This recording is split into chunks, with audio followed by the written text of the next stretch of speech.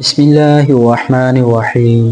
شروع اللہ کے نام سے جو بڑا مہربان نہایت رحم کرنے والا ہے۔ پیارے ناظرین، آج کی ویڈیو میں ہم حضرت برہ بن مالک انصاری رضی اللہ تعالی عنہ کی سیرت مبارکہ پر روشنی ڈالیں گے۔ حضرت برہ بن مالک انصاری بکھرے ہوئے بال، غبار آلود چہرہ، ہلکے پھلکے اور دبلے پتلے بدن کے مالک تھے۔ بظاہر ان کی شخصیت میں کوئی کشش نہ تھی۔ دیکھنے والے ان کے اوپر ایک نظر ڈال کر اپنی نگاہیں پھیر لیتے تھے، لیکن اس کے باوجود اس قدر بہادر کہ ایک موقع پر انہوں نے تنہا مقابلہ کرتے ہوئے 100 مشرکین کو موت کے گھاٹ اتارا تھا۔ دوسرے مجاہدین کے ہاتھوں قتل ہونے والے اس کے علاوہ ہیں۔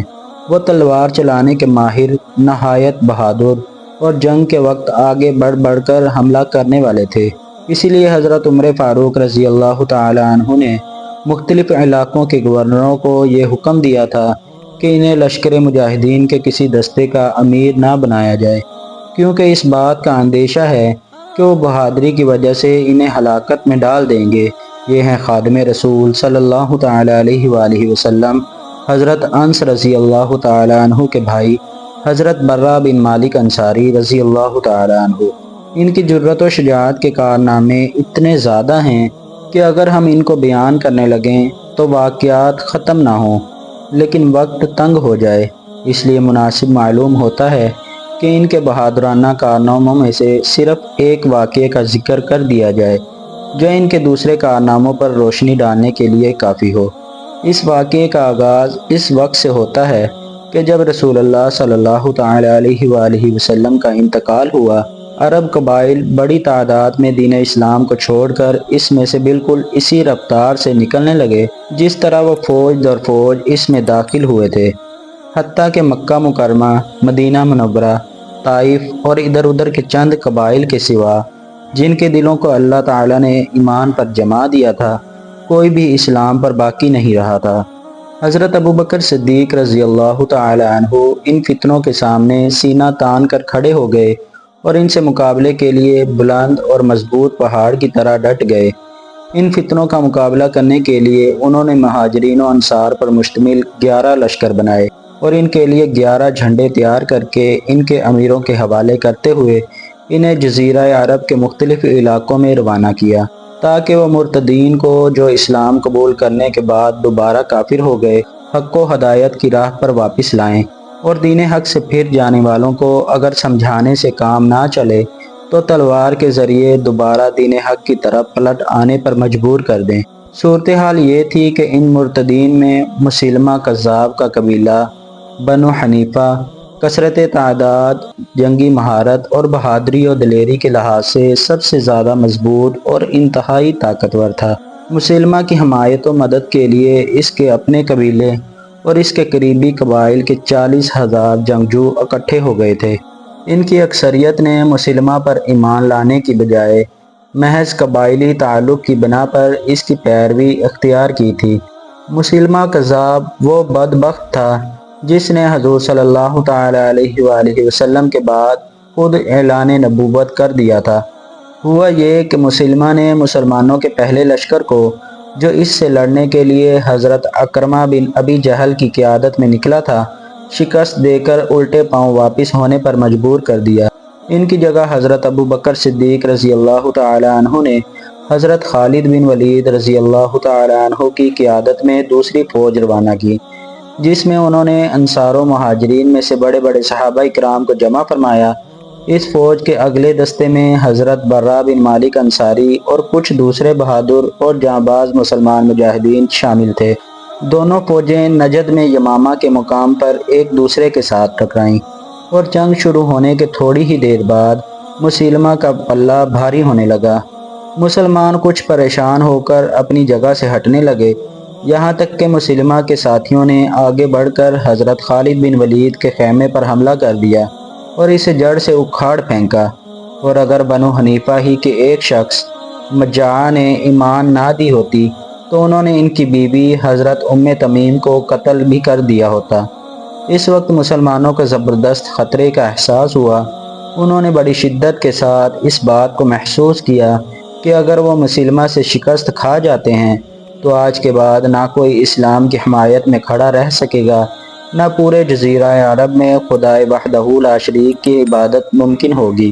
یہ احساس ہوتے ہی حضرت خالد بن ولید رضی اللہ تعالی عنہ بڑی تیزی کے ساتھ فوج کی طرف متوجہ ہوئے اور اس کی اس طرح نئے سرے سے ترتیب قائم کی کہ مہاجرین کو انصار سے اور مختلف قبائل کو ایک دوسرے سے الگ کر دیا اور اس کی قیادت انہی میں سے ایک فرد کے سپرد کر دی، تاکہ جنگ میں ہر لشکر کی کارکردگی کا صحیح اندازہ ہو سکے اور یہ معلوم ہو جائے کہ مسلمان فوج کس مقام پر کمزور پڑ رہی ہے۔ دونوں فوجوں میں ایسی سخت اور خوفناک جنگ شروع ہوئی کہ اس سے پہلے مسلمانوں کی جنگ کی تاریخ میں اس کی کوئی مثال نہیں گزری۔ مسلمہ کی قوم نے اس جنگ میں بہت زیادہ بہادری کا مظاہرہ کیا۔ وہ جنگ کے میدان میں مضبوط چٹانوں کی طرح ڈٹ گئے۔ انہوں نے اپنی مقتولین کی کثرت کی کوئی پرواہ نہیں کی، نہ اس کی وجہ سے انہوں نے اپنے حوصلے پست ہونے دیے، نہ ان کے قدم اپنی جگہ سے ہٹے۔ مسلمان مجاہدین نے بھی حیرت انگیز اور بے مثال بہادری اور دلیری کے مظاہرے کیے اور جرأت و شجاعت کے ایسے شاندار کارنامے انجام دیے۔ انصار کا جھنڈا تھامے ہوئے حضرت ثابت بن قیس رضی اللہ تعالی عنہ وہ اپنے جسم پر خوشبو لگاتے ہیں، کفن پہنتے ہیں اور زمین پر گڑھا کھود کر اس میں پنڈلیوں تک اتر کر کھڑے ہو جاتے ہیں، اپنی جگہ پر جم کر لڑتے ہیں، اپنے قبیلے کے جھنڈے کی حفاظت کرتے ہیں اور لڑتے لڑتے شہید ہو جاتے ہیں۔ اور پھر حضرت عمر فاروق رضی اللہ تعالی عنہ کے بھائی حضرت زید بن خطاب جو مسلمانوں کو للکار رہے ہیں، لوگوں دشمن پر سخت حملہ کرو، اس کو مارتے کاٹتے آگے ہی بڑھتے رہو۔ لوگوں میں اس کے بعد اس وقت تک کوئی بات نہیں کروں گا جب تک مسلمہ کو شکست نہ ہو جائے، یا میں اللہ کی راہ میں شہید ہو کر اپنی شہادت کو اللہ کے حضور پیش کر دوں۔ پھر انہوں نے دشمن پر ایک زبردست حملہ کیا اور برابر لڑتے رہے یہاں تک کہ شہید ہو گئے۔ پھر حضرت ابو حذیفہ رضی اللہ تعالی عنہ کے آقا حضرت سالم مہاجرین کا جھنڈا تھامتے ہیں۔ ان کے متعلق مہاجرین کو یہ فکر ہوئی کہ کہیں ان کی طرف سے کسی کمزوری کا اظہار نہ ہو۔ انہوں نے کہا کہ ہم کو خطرہ ہے کہ کہیں آپ کی طرف سے دشمن ہمارے اوپر حملہ نہ کر دیں۔ انہوں نے جواب دیا، اگر میری طرف سے کسی قسم کی کمزوری کا اظہار ہوا اور دشمن میری طرف سے تمہارے اوپر حملہ کرنے کی راہ پا لے تو میں بدترین حامل قرآن ٹھہروں گا۔ یہ کہہ کر وہ دشمن پر ٹوٹ پڑے اور لڑتے لڑتے شہید ہو گئے۔ جب حضرت خالد بن ولید نے جنگ کے شعلوں کو تیزی سے بھڑکتے ہوئے دیکھا تو حضرت برہ بن مالک انصاری رضی اللہ تعالی عنہ کی طرف متوجہ ہوتے ہوئے بولے، انصاری نوجوان دشمن پر حملہ کرو۔ تو حضرت برہ بن مالک انصاری رضی اللہ تعالی عنہ نے اپنے قبیلے کو مخاطب کرتے ہوئے فرمایا، اے انصار کے لوگوں، تم میں سے کوئی شخص مدینہ واپس لوٹنے کی بات نہ سوچے۔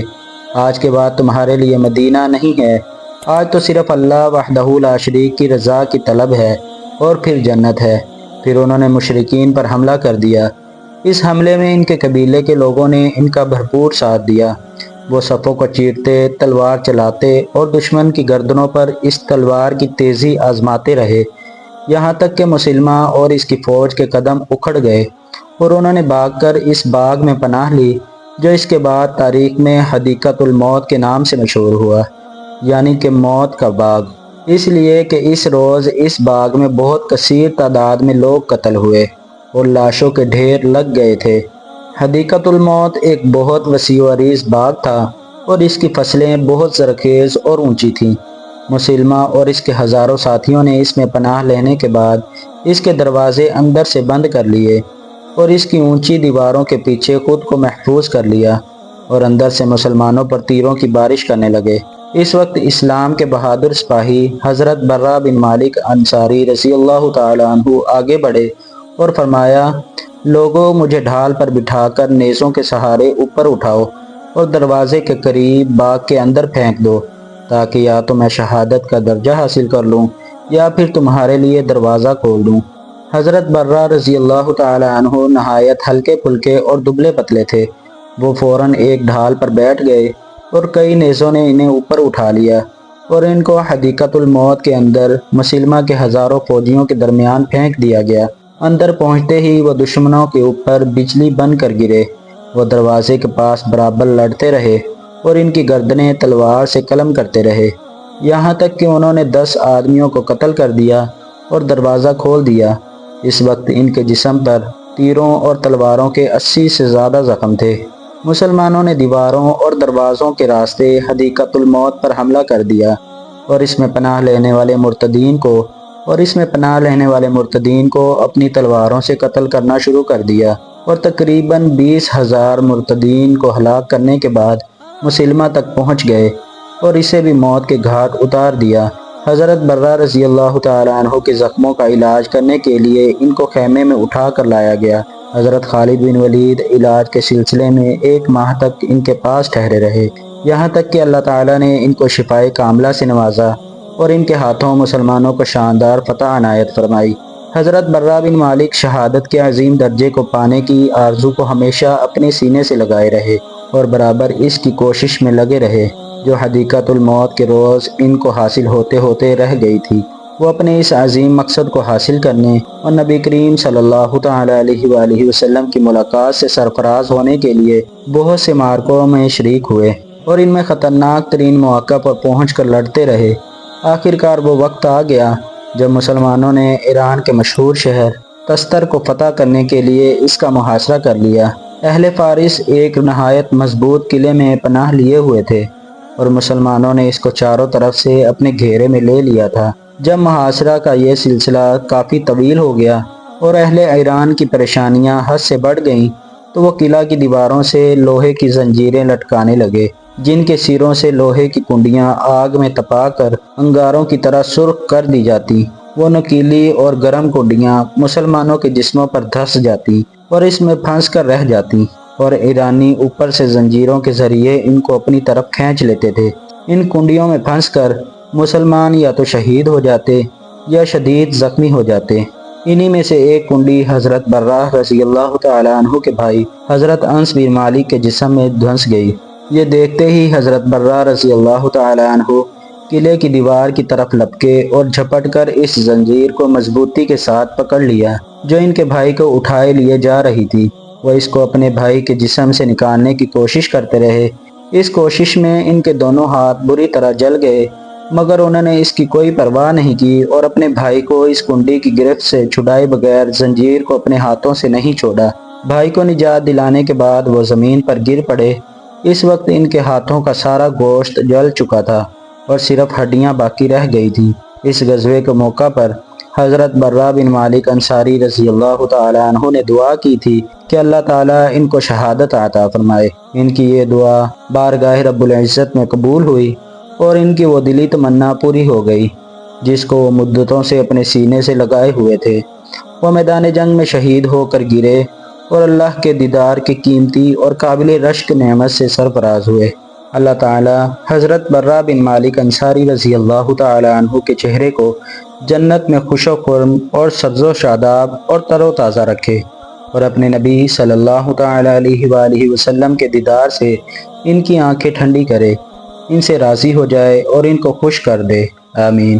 اللہ پاک ہم سب کو بھی سمجھنے کی توفیق عطا فرمائے اور پیارے نبی حضرت محمد صلی اللہ تعالیٰ علیہ وآلہ وسلم اور صحابہ اکرام سے بے پناہ عشق عطا فرمائے، آمین ثم آمین یا رب العالمین۔